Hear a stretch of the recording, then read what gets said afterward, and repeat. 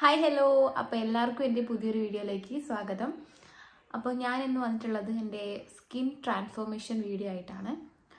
എല്ലാവരും എന്നല്ല, മിക്കവരും ഇപ്പോൾ ഫേസ് ചെയ്യുന്ന ഒരു ബുദ്ധിമുട്ടാണ് നമ്മുടെ ഫേസിലുള്ള പിമ്പിൾസ്. നമ്മളെ പിമ്പിൾസ്, അത് അണ്ടർ ഐസ്, ഡാർക്ക്നെസ്, അങ്ങനെ ഒരുപാട് പ്രശ്നങ്ങൾ ഫേസ് ചെയ്യുന്നവരാണ്. അപ്പോൾ അതൊന്നും ഒരു വിഷയം അല്ലാതെ നമ്മൾ എടുക്കുന്ന കുറച്ച് ആൾക്കാരുണ്ടാവും. അവർ ഈ വീഡിയോ കാണണമെന്നൊന്നും ഞാൻ പറയുന്നില്ല. ഞാൻ ഇത് വീഡിയോ ചെയ്യുന്നത് ആർക്ക് വേണ്ടിയെന്ന് വെച്ചാൽ, ഇങ്ങനെ ഈ പിമ്പിൾസ് വന്ന് ആകെ ചടച്ചിരിക്കുന്ന കുറച്ച് ആൾക്കാരുണ്ട്, അവർക്ക് വേണ്ടിയിട്ടാണ്.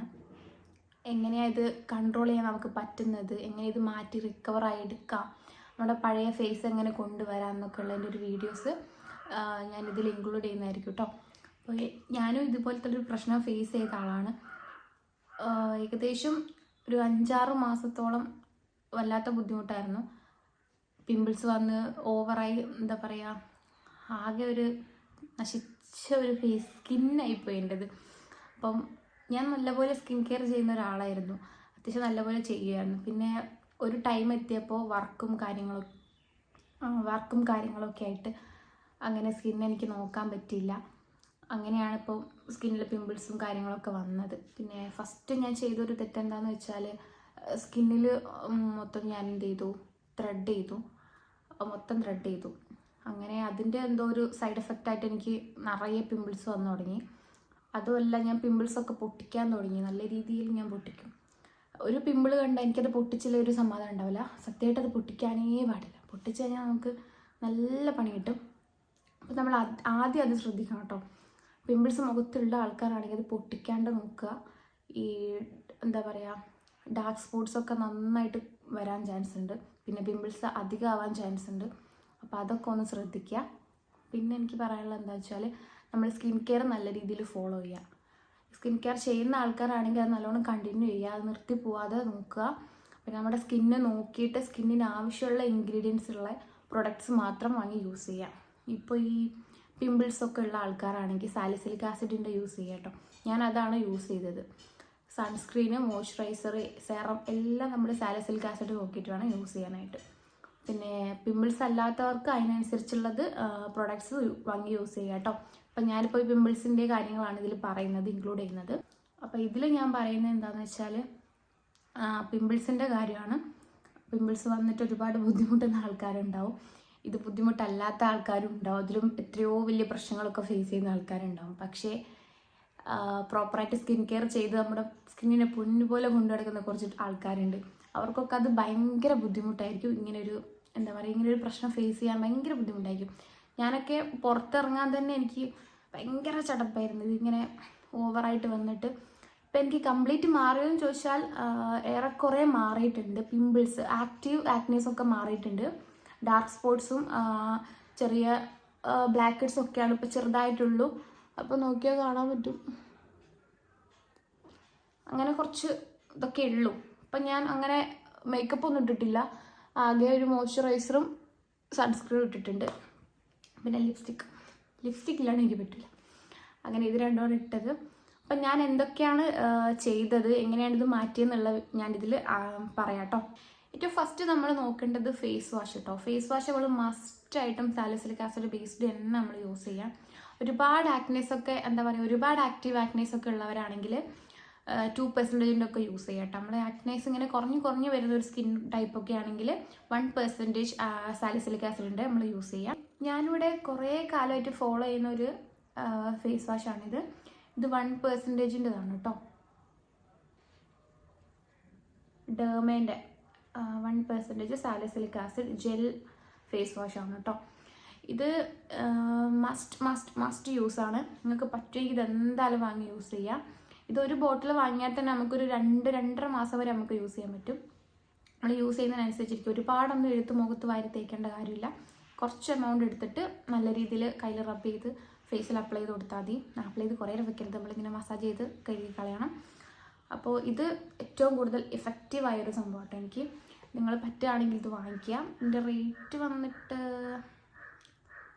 വാങ്ങിയ ടൈം എനിക്ക് ഓർമ്മയില്ല, ഒരു 400 സംതിങ് അങ്ങനെ എന്തോ ആണ് ഇതിൻ്റെ റേറ്റ് വരുന്നത്. അപ്പോൾ കടയിലൊക്കെ കിട്ടും. മാക്സിമം നിങ്ങൾ മെഡിക്കൽ സ്റ്റോറിൽ നിന്ന് തന്നെ ഇത് വാങ്ങിക്കാൻ ശ്രമിക്കുക കേട്ടോ.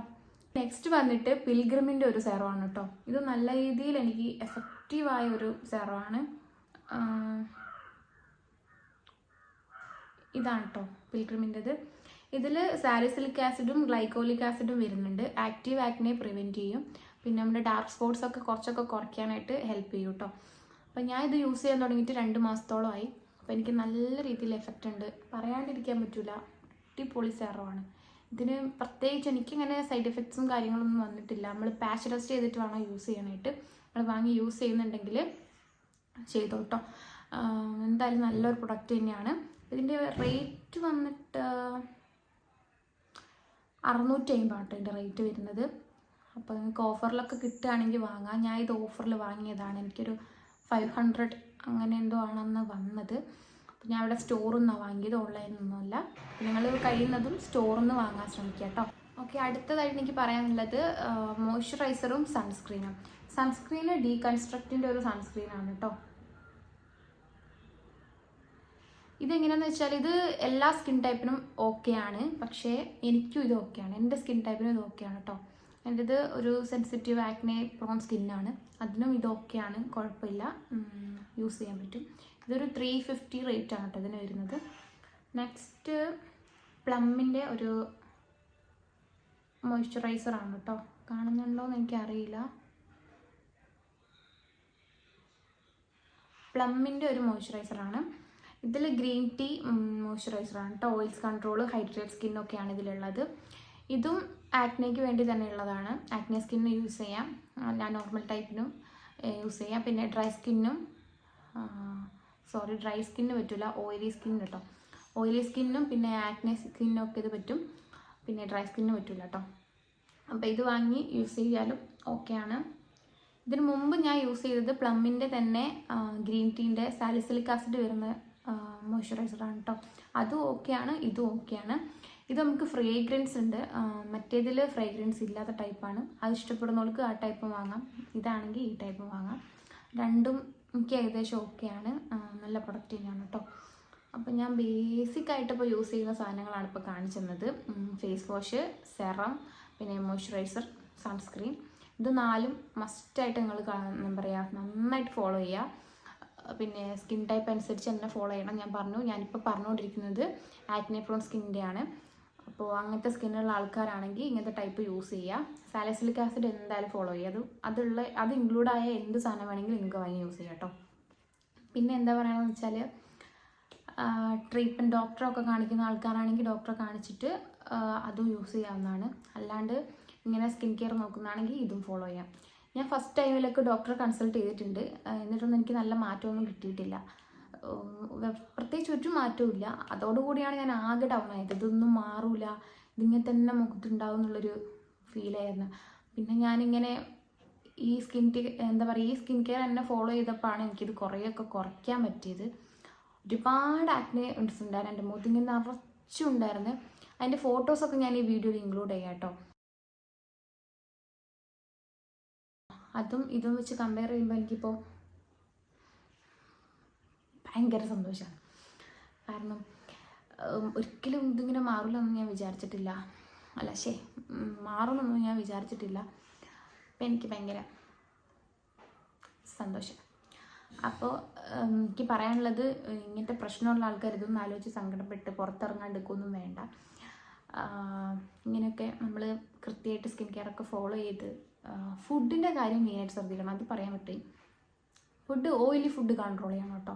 ഓയിലി ഫുഡ് കൺട്രോൾ ചെയ്യും. ഞാൻ മെയിനായിട്ട് അതാ കൺട്രോൾ ചെയ്തിട്ടുള്ളൂ. ബാക്കിയൊക്കെ ഞാൻ കഴിക്കും. ഓയിലി ഫുഡൊക്കെ നല്ല രീതിയിൽ കൺട്രോൾ ചെയ്യുക.